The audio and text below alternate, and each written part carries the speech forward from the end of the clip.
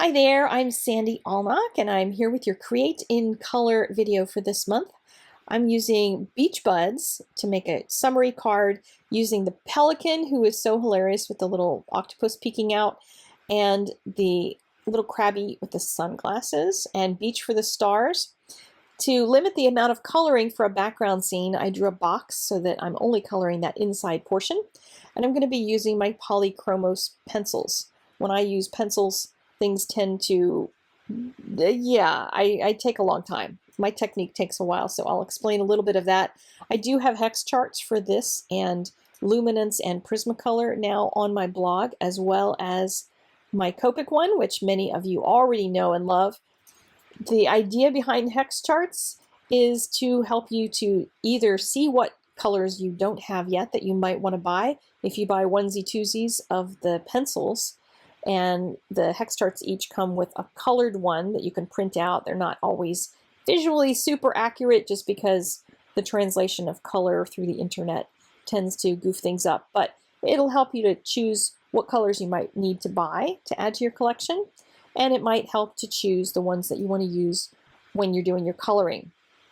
And here I'm going to use a pinkish purple color going up from the horizon line and move that up through a blue into a dark bluey purple color. And I chose those from looking at the hex chart to be able to figure out what colors I wanted to use.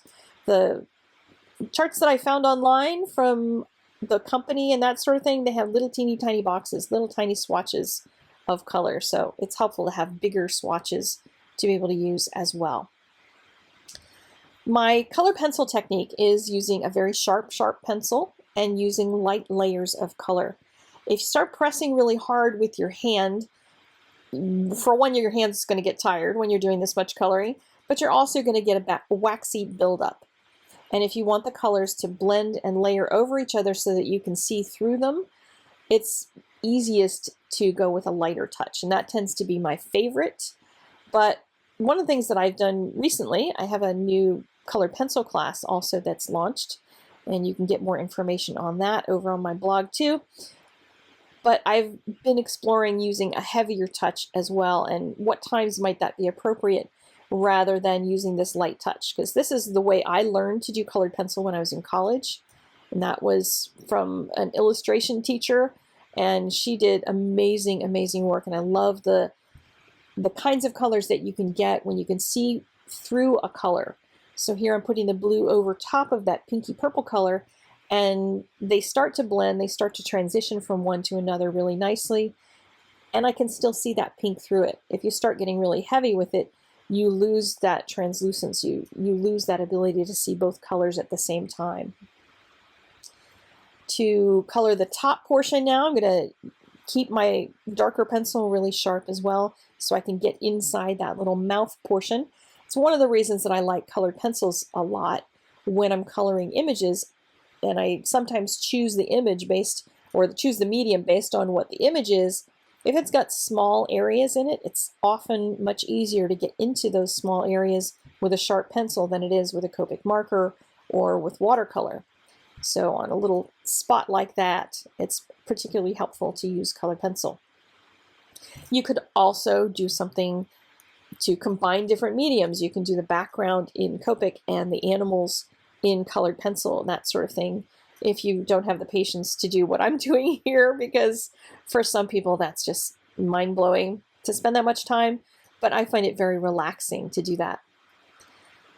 When I've got the whole area filled in, I go back into it with that very sharp pencil and fill in some of those white spots. I just kind of squint at it to see where the stripes are. You can almost see that there's places where it gets darker and then lighter and darker and lighter, and I just try to go in and fill in some of those areas.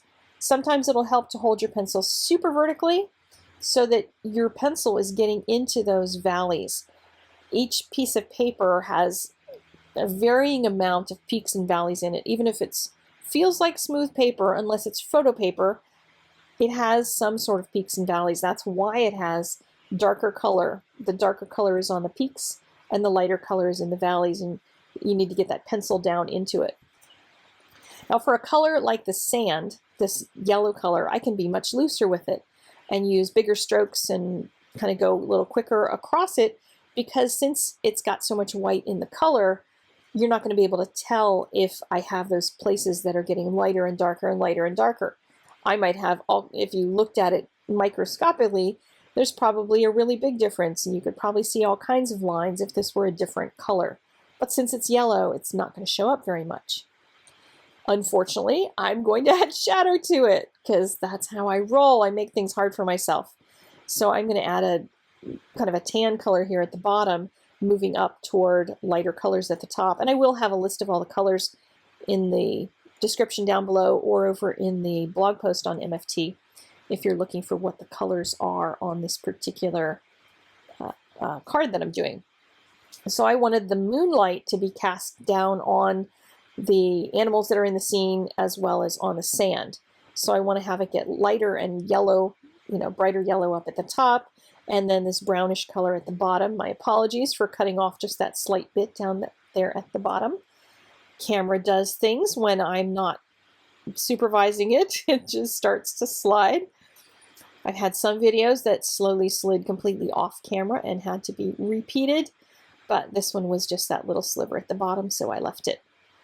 But you can see as I get heavier with that yellow color, I'm having to go back and fix some of those light and dark areas, because now you can start to see the white spots. So as long as your color is really light, you can't see the light and dark difference there. And now I'm going to use purple, that same purplish color, that purplish pink color for my shadows, casting those down below the crab and the starfish. And then I want to create a shadow down underneath of my pelican. So I'm going to give him long legs and then just a kind of shape for the body so that it looks like there is an invisible moon up there that you just can't see quite yet. And then that's going to kind of complete that background. For the animals, all I have to do is use one color for them. The background is so cute and it worked out so great that I'm going to just do one color for each one of the other stamps that are on here. I always say keep your focus on the most important thing, and here that background is really important, so I'm going to let the animals be the kind of secondary part in terms of detail.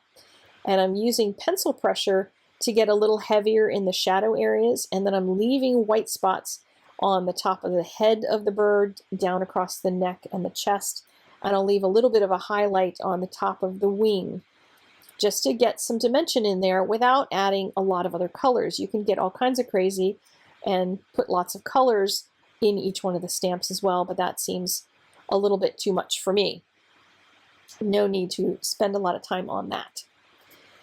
So my little crabby here is going to be in red, just a single red color, and again leaving those highlights on the top edges of everything so it really looks like that moon is casting a nice glow on top of all of the different parts of him. And I will apologize because the camera did another oops and cut off part of the coloring of little crabby.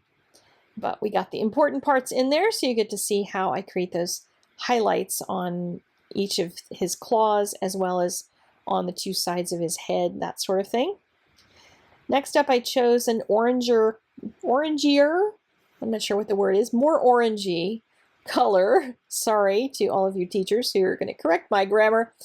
And I'm going to color my starfish with that, and I'll use the same color to color my little octopus. And that'll carry that color as well around the card and make it a little bit consistent. And then I'll use some yellow for the beak on my pelican and leave a highlight on the front edge, that leading edge of the pelican's beak, so that that's all complete. The last thing is what really inspired this whole card, and it's the sunglasses at nighttime on a crab. If you remember from the 80s, that song by Corey Hart, I wear my sunglasses at night so I can keep track of the visions in my eyes. I have no idea what that song means, but I remember dancing to it in the 80s in the discos. And if you are somebody who needs a little flash of the 80s, go look that video up. I'll put a link to it over on my blog.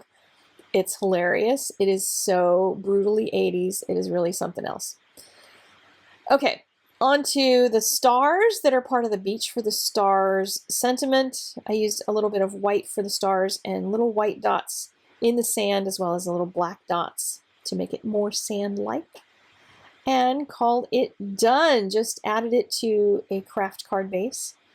And my card's all finished. So thank you so much for spending a few minutes with me. Go over to the blog so you can pin this baby and then make one for yourself. And I will see you guys next month. Have a great summer. Until then, see you later. Bye-bye.